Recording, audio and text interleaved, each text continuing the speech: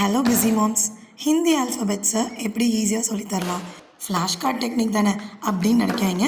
இதில் 3 லெவலாக நான் பிரிச்சுருக்கேன். வீடியோவை முழுசாக பாருங்கள். ஸோ ஒரு செட் ஆஃப் ஆல்ஃபபெட்ஸை கார்ட்போர்டில் ப்ரிப்பேர் பண்ணிக்கோங்க. இந்த மாதிரி ஒரு ஷீட் கிடச்சிச்சு. பட் என்ன தான் இப்படி ஒரு சார்ட் பேப்பராக இருந்தாலும் திருப்பி திருப்பி பார்த்து படிக்கும் போது கிட்ஸ் ரொம்ப டயர்டாகிடுறாங்க. ஒரு ஆக்டிவிட்டி பேஸ்டாக இருக்கும் போது ஃபாஸ்ட் லேர்னிங்காகவும் இருக்குது, ஃபன் லேர்னிங்காகவும் இருக்குது. ரொம்ப ஈஸியாக ரொம்ப டயர்டாகாமல் படிக்கிறாங்க. கார்ட்போர்ட்லேயோ நல்லா திக்கான சார்ட்லேயோ இந்த மாதிரி ஆல்ஃபபெட்ஸை ப்ரிப்பேர் பண்ணிக்கோங்க. ரேண்டமாக லெட்டர்ஸ் எல்லாம் எழுதி ஃபுல்லாக மிக்ஸ் பண்ணி போட்டுடணும். இப்போ ஃபஸ்ட்டு கான்சனன்ஸில் க வரிசையை மட்டும் ஐடென்டிஃபை பண்ணி எடுக்க சொல்லணும்.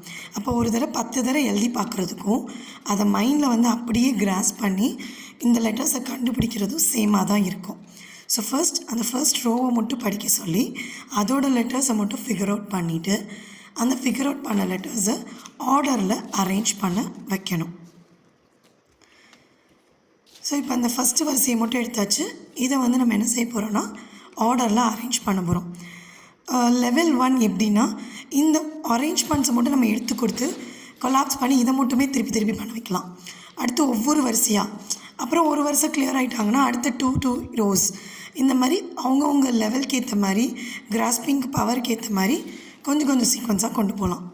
லெவல் 2 எப்படின்னா மொத்தமாக இது எல்லாத்தையும் அரேஞ்ச் பண்ணுங்கள் அப்படின்னு சொல்கிறதுக்கு முன்னாடி கிட்டத்தட்ட இதில் 8 ரோஸ் இருக்குது.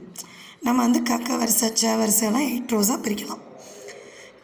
இந்த 8 ரோஸை எந்தெந்த லெட்டர்ஸ் எந்தெந்த ரோவில் வருது அப்படிங்கிறத ஃபஸ்ட்டு செக்ரிகேட் பண்ண சொல்லணும்.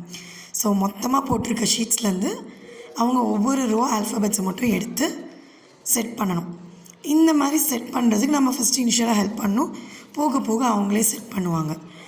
அதுக்கப்புறம் இந்த செட் பண்ண லெட்டர்ஸ் என்ன செய்யணும், ஆர்டரில் அரேஞ்ச் பண்ண ஆரம்பிக்கணும். க வரிசைனா க வரிசை, அடுத்து ச, அடுத்து ட, இந்த மாதிரி வரிசையை அரேஞ்ச் பண்ணணும்.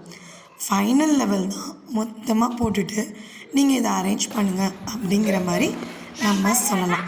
ஸோ இந்த லெவல் பை லெவல் பண்ணும்போது டெய்லி இதை அரேஞ்ச்மெண்ட்ஸ் பண்ணும்போது அவங்களோட லேர்னிங் பவரும் சரி, ரொம்ப கிராஸ்பிங் பவர் கம்மியாக இருக்க கிட்ஸ் கூட ஈஸியாக அரேஞ்ச்மெண்ட் பண்ணிடுறாங்க. அதில் ஒரு இன்வால்மெண்ட்டும் ஜாஸ்தியாகவே இருக்குது. ஒரு லெட்டரை படித்து நீங்கள் எழுதுங்க, திருப்பி அந்த லெட்டரை கேட்குறதுக்கு இது ஒரு fun learning, easy learning, fast வேயாக எனக்கு தெரிஞ்சிச்சு.